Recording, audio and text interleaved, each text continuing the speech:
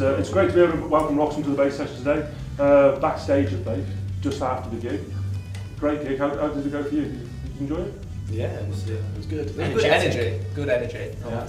And you've been back here a couple of times, so obviously you must like the place. Third time. Well, there's always a good turnout. I think that's the main thing as well here. There's always a good turnout of people, and there's always a really good atmosphere. You meet big people. Yeah, exactly. Yeah. I mean, obviously we're in Stourbridge, and you guys are from Leicester, so can you just tell us a little bit about Roxum? How long you've been together? Possibly with this lineup, or?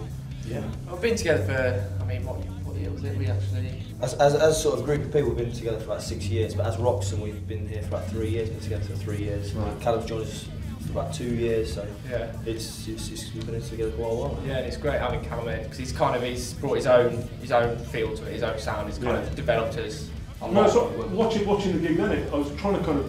I don't like pigeonholing bands, but you know, you kind of get genres of music, and I know I said before the camera started rolling that I don't know much about the Red Hot Chili Peppers, but when I mentioned that name, Callum's face lit up.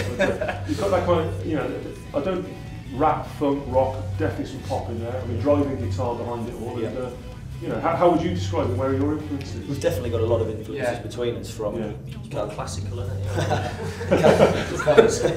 Callum's Red Hot Chili Peppers. You've got Jack. I'm very guitar driven, very like more like rock, metal sort of thing, but also going into other rounds of musical. Yes. I've got sort of indie and also Metallica, so heavy rock. Jamie's all about pop, club, dance, she's the drums. And Dale's into some weird stuff. Spice Girls. Some weird Spice Girls. West Hallway's haircut. And rap.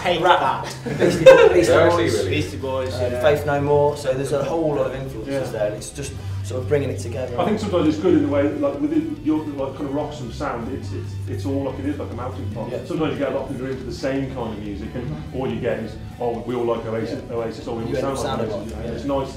You've got all those kind of elements. It's good because we have so much to play around with. Yeah. Like to say if Jack, because Jack's all into a like rocky sort of theme, then Dale's into all his indie and that. We put all this together with my club and Dale's mental stuff. See what happens. I guess it's got its pros and its cons though, because obviously it doesn't pigeonhole us. No. So if you have a band that sounds like Metallica, for instance, they've already got a fan base. Yeah. So they've got people who sound like them. Oh, I like Metallica. I like them. Because people can't pigeonhole us, it makes us a little bit harder. So it's either a case of we'll dive down and not go anywhere, or it could go anywhere. You find that like when you do sound like other bands, people tend to think, oh, that reminds me of that band, and they'll go start listening to them again and not really pay attention to what you're doing.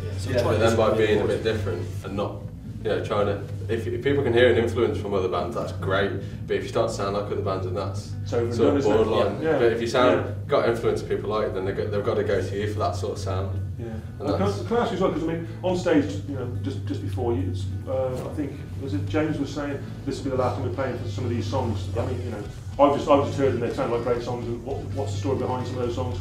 Yeah, well, basically the songs we played tonight have been kicking about since 2008, 2009, so a long time. And I think since we've got Callum in the band, we're sort of experimenting with new sounds. We've got more influences coming in. We're sort of building and evolving the sound. Yeah. And it's sort of growing and growing. And now we're taking 2 months out and just saying, right, it's time we've got some fresh stuff in. So we're giving away the old stuff for free. Right. And stop getting. You've got an album out now, haven't you? Yeah, it's called Marmalades on the Bear. We recorded it in Kettering with Neil Hayes at the Parlour. And basically we did that so many years ago now. It's dated. Yeah, we never got it out there quick enough, basically. Right. So we're proud of those songs. We're proud of what we did back then, but it's time for something new and exciting. And where can people get those songs then? Because you obviously give them away free. Yeah, you can get them from www.roxum.co.uk. Right. And it probably doesn't know how to spell that. It's R-O-X-U-M. Yeah. So basically, you can sort of just go on there and download them completely for free. Just bang your email address in. We don't email anyone anyway, but.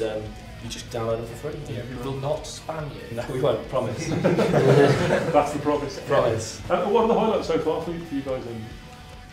We've played so many good gigs. I mean, one of them was we supported Twin Atlantic, who are obviously doing really, really well now. I think they supported on tour with Blink 182 or something like that. So it was great to just think, we played them, we've met them, they're great guys and everything, they're doing really well. So for us, that was a big highlight. Yeah, definitely. And we've played some good venues, great venues. We've got around the country, so we played Stourbridge. Especially the band. Yeah, the Betty the Van, there was Betty. Big booty Betty. And basically, yeah, we're proud of sort of, we can say we played the venues we have played and got out there and met new people and they've enjoyed it. Proper rock and roll band. Yeah, like, not quite rock and roll, he eats cucumber sandwiches. That's all coming out now. And Bertie. And Jamie won't drink anything other than milkshake. Yeah. So not very rock and roll. No. Sort of getting It's never bad to have a sober drummer though, let's be serious. Just gets bloated. It's slow, but it's all in. And what are the future plans then? I mean, you're taking 2 months out, you're kind of jigging the set around, getting some new Plans stuff. basically all about the new sound. Yeah. I think when I came into this band, I've brought probably experience from different areas from these guys and a different sound to what I'm used to. These guys are all used to playing with each other since God knows how long. School. But they're not used to. I mean, I've been brought up differently in bands, and I've got a different process to writing, different ideas in my head, which probably these guys haven't thought about. And I've recently just got into the production side of music. I'm actually doing a uni course studying music production. Right. So I'm starting to bring the production value of what you can get in a studio onto stage, which is part of our new sound. Yeah. So we're not just going to have as 5, we're going to have like a 6th member, but it's a laptop and a stage It's going to be really interesting. to develop sounds, never to take control of the band, but just to be there as an addition. Yeah, and I think it's good if you can bring new ideas and people are open to listen to them. Sometimes people, fairly kind of close down, and this is the way we're doing it. And if you do kind of throw ideas into the pot again, as you said, and something else to throw in it and see what happens. I think it's nice to shake it up as well, because a lot of bands' second album is very different from the first. Yeah. So why not make it completely different? Yeah, definitely. Yeah. We've all developed quite a lot as well as musicians individually. Because obviously, when we started writing the first album, we were all very young and we weren't as good as what we are now technically on our instruments. And experience from playing gigs. Yeah, definitely. So I think it's a case of now we've matured a lot as musicians and songwriters, and I think that's going to show a lot more on the album, especially with Callum's influence and, like you're saying, with his knowledge and expertise in the technical side of things as well as his ability as a musician. I think that's it. You guys have been very good on performance, writing. You know your music, but when it comes to the production value, you sort of left it to me. He's taken over. And because I've got a very good knowledge of it, and I've been doing really well in it. It's that we're able to bring sort of the studio quality into a band practice. We can lay down ideas quickly, start looping them, work with it, start adding it. It's completely shaking up the way we write songs, basically. Yeah. Which is exciting, which keeps you excited. Yeah, you're excited about it, then keeps developing us as well. So that's the it's best exciting part. times. Yeah. It's just so many doors are starting to open in the writing process. I mean, it gets confusing. I mean, we've had little breakdowns, but I mean, what band though? The last gig we did, we actually tried to use some of the actual new technology side of it. It didn't go very well, did it? So it's a massive learning curve. Just obviously trying to bring in that new side to something that we're not used to doing at all. It's just something completely different. It's got to get used to it. We had so many problems. We decided not to use it for that gig, but hopefully with their future gigs, we're gonna bring it in. Yeah, don't trust a computer. So the album's out there. The free album. I mean, you got kind of Roxum.co.uk. Is that the main address where we can get a hold of you? Yeah, basically that's sort of the centre point, and then from that you can sort of keep up to date on our Facebook, which is facebook.com/RoxumUK. Yeah.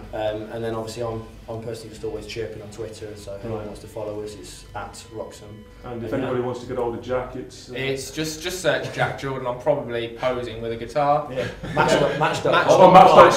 Yeah. I'm a Scorpio. I'm 22 years old. I enjoy walks in the park and on the beach. And please give £2. You don't like getting your feet wet. I don't like getting my feet wet.